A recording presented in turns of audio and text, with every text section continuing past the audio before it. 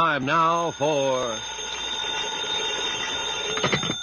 Johnny Dollar. This is Otto, the innkeeper, Herr Dollar. Oh, good. I was away from the desk for a few minutes and just received the message that you called. Look, Otto, I'm at the little hotel down in the village. You're not planning to move out of the Kleibark Inn, I hope. No, listen. I want you to do me a favor. Of course. Have you seen Jeffrey Harris? The English gentleman? No. Then keep a sharp eye out for him. Oh. Yeah, and the minute he gets back to the inn, call me. But don't let him know you're calling me. Whatever you say, Herr Dollar.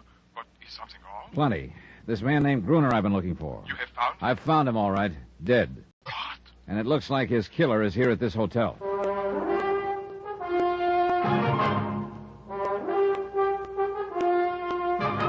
Tonight, and every weekday night, Bob Bailey in the transcribed adventures of the man with the action-packed expense account.